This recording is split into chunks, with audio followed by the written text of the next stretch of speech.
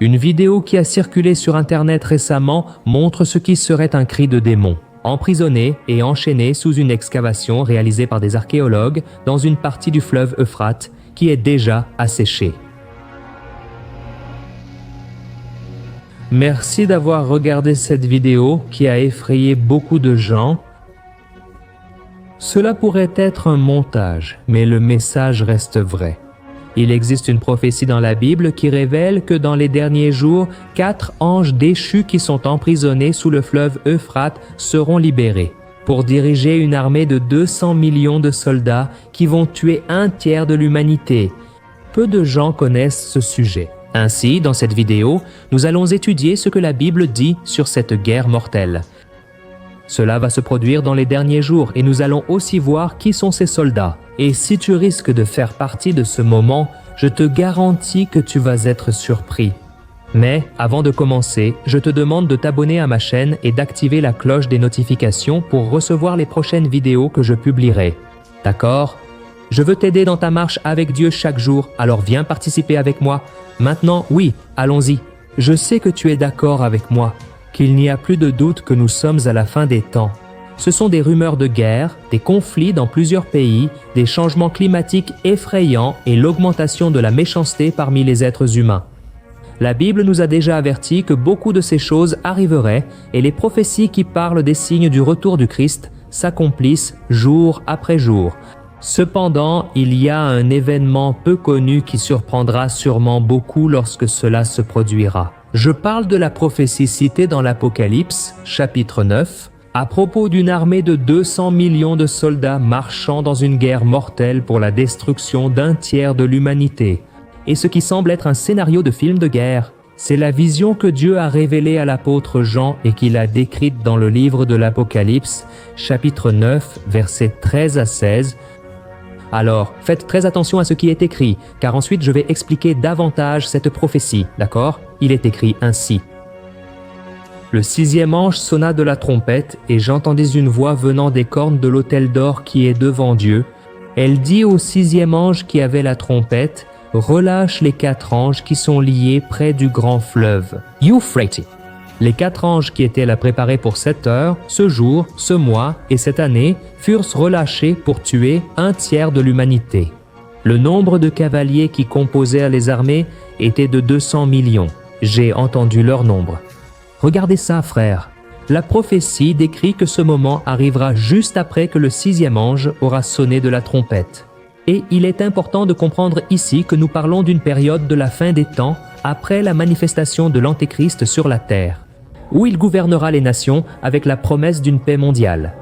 Et ce sera pendant cette période que toute l'humanité traversera une grande souffrance pour avoir rejeté Jésus-Christ comme leur Seigneur et Sauveur. Et le moment où les 4 anges déchus conduiront l'armée de 200 millions surviendra après le son de la 6e trompette, c'est-à-dire juste après 5 autres événements catastrophiques qui se seront déjà produits sur la terre. Et la prophétie révèle que cet événement est déjà programmé et préparé avec l'heure, le jour, le mois et l'année fixés.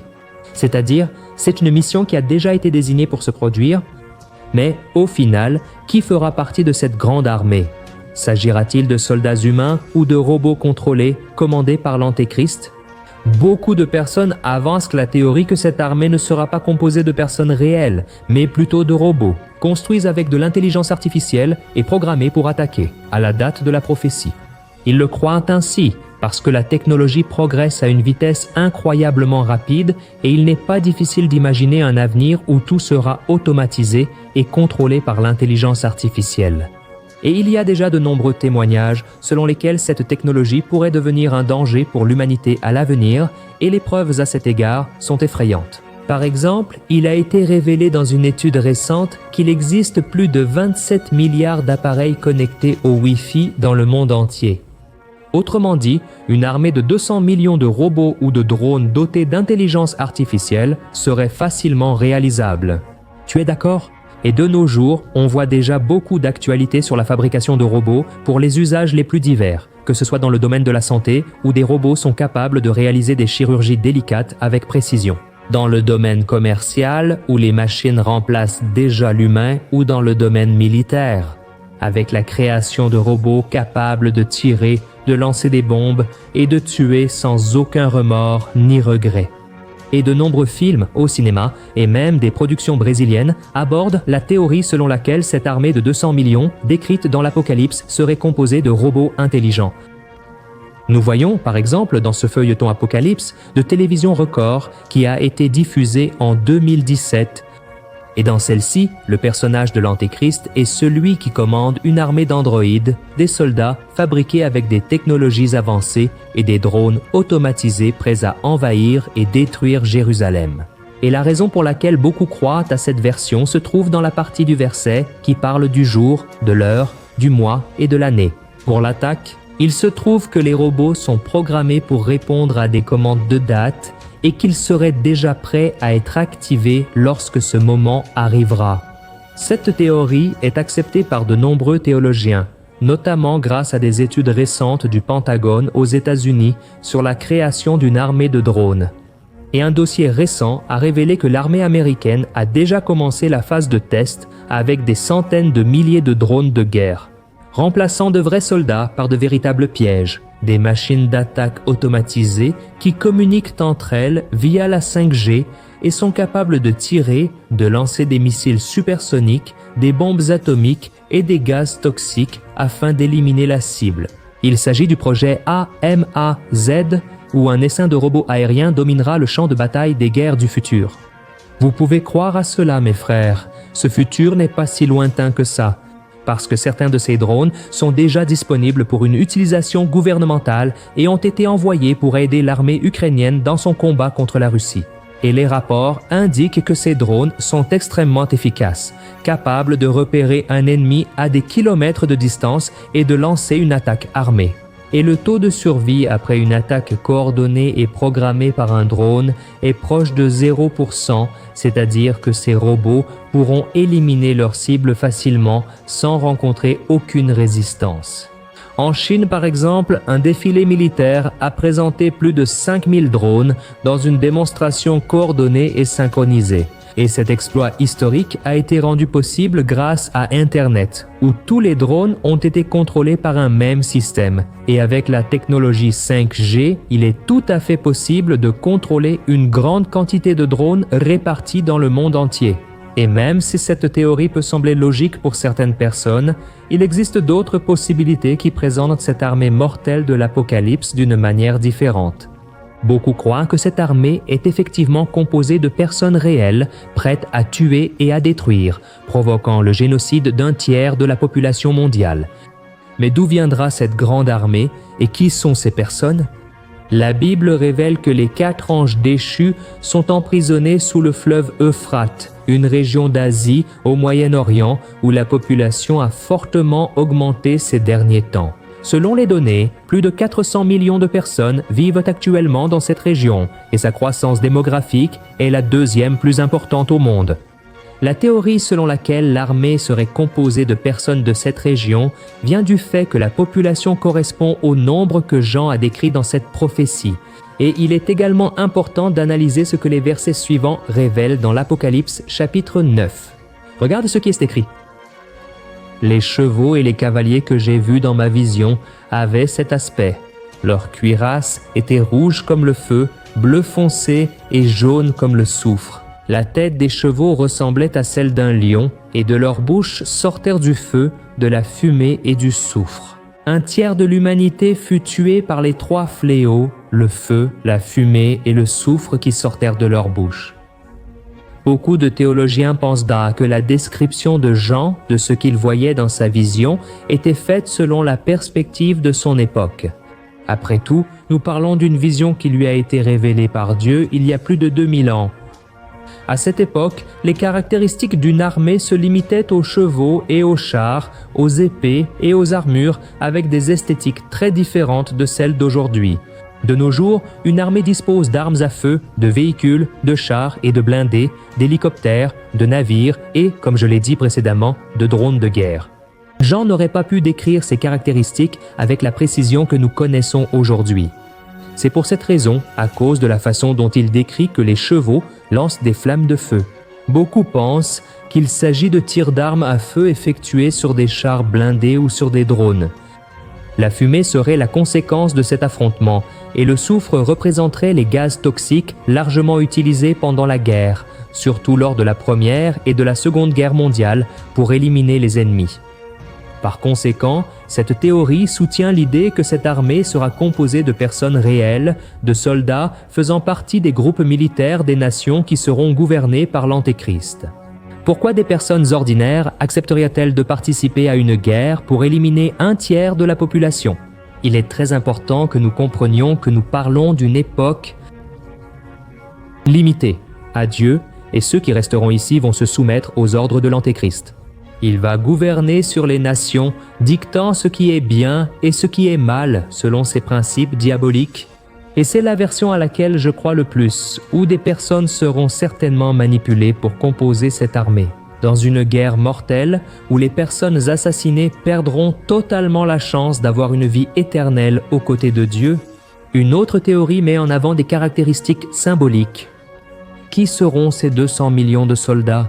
Le texte ne révèle pas clairement si les soldats seront composés de personnes réelles, de démons ou de robots dotés d'intelligence artificielle, mais il révèle certains sens importants. Dans la vision de l'apôtre Jean, les soldats et les chevaux portent des cuirasses de couleurs différentes. Le verset 17 mentionne une couleur rouge comme le feu, bleu foncé et jaune comme le feu. Certains pensent qu'il s'agit de l'identification de 3 groupes organisés de soldats qui seront dispersés sur la terre. Et le chiffre 3 est aussi le nombre de fléaux lancés par les chevaux, le feu, la fumée et le soufre. Et tout au long de la Bible, il est possible de trouver la signification de chacun de ces éléments. Le feu, en tant que symbole de destruction, apporte le message qu'une vie de rejet de Dieu a pour conséquence l'enfer. La fumée dans la Bible symbolise l'invisibilité et quelque chose qui n'existe plus. Et la combinaison de ces 2 éléments peut évoquer l'idée d'un oubli. Après que le feu soit sorti de la bouche des chevaux, la fumée s'est échappée. Cela indique qu'après avoir été détruites par le feu, ces personnes tomberont dans l'oubli éternel. Elles deviendront invisibles dans le sens où elles n'existeront plus, apportant le message qu'il n'y aura plus d'autre occasion pour elles de se repentir. Et la dernière plaie, qui est le soufre, a la signification d'un composant très utilisé pour entretenir une flamme qui ne s'éteint jamais. Le soufre est mentionné dans la prophétie juste après le feu et la fumée, et cela apporte l'idée que la mort et l'oubli de ces personnes seront éternels, sans aucun espoir pour l'avenir. Ces soldats vont ainsi transmettre le message du jugement de Dieu à ces personnes, dignes de la destruction éternelle, montrant à ceux qui sont restés sur terre qu'après la mort, il n'y aura aucune possibilité de se repentir. Et les versets suivants révèlent que cet événement catastrophique a pour but de transmettre un message à ceux qui survivront. Cependant, même face à ce scénario de grande souffrance, beaucoup continueront à pratiquer le péché et l'idolâtrie, rejetant la souveraineté de Dieu. Regardez ce qui est écrit au verset 20. Le reste de l'humanité qui n'est pas mort à cause de ces fléaux ne s'est même pas repenti des œuvres de ses mains. Ils n'ont pas cessé d'adorer les démons et les idoles d'or, d'argent, de bronze, de pierre et de bois, des idoles qui ne peuvent ni voir, ni entendre, ni marcher. Ils ne se sont pas non plus repentis de leur meurtre, de leur sorcellerie, de leur immoralité sexuelle et de leur vol. Regardez ça, mes frères. Certaines personnes croient que nous vivons déjà ce moment, car le monde entier fait face à des guerres sanglantes, des pandémies et des fléaux qui tuent des milliers de personnes. Et bien sûr, tout cela est le signe de la fin des temps. Mais je crois encore que nous ne sommes pas encore dans ces événements qui n'auront lieu qu'après le son des trompettes. Et comme je l'ai dit précédemment, ces événements n'auront lieu qu'après le règne de l'Antéchrist. Alors, gardons à l'esprit que toutes ces choses vont effectivement arriver, et elles servent à montrer à quel point Dieu est souverain et qu'il n'y a pas d'autre chemin en dehors de lui. La seule chose que nous pouvons faire, c'est choisir le bon côté où nous serons lorsque tout cela arrivera. Le côté de la vie éternelle avec Jésus et son Église, ou le côté de la mort et de la perdition éternelle en subissant les conséquences d'une vie rebelle contre Dieu. La prophétie est très claire en affirmant que tout a un jour et une heure, alors ne perds plus de temps, sinon il pourrait être trop tard. Et c'est pourquoi je t'invite à accepter Jésus pendant qu'il est encore temps. Laisse-le faire sa demeure dans ton cœur et te donner la vie éternelle. Je te garantis que c'est le meilleur choix de ta vie. Amen, je suis le pasteur Antonio Junior. Si tu as aimé ce message, partage-le avec tes amis, ta famille. Répandons des messages de la parole, attendons le retour de Jésus. Amen. Je t'attends pour la prochaine fois. Que Dieu te bénisse puissamment.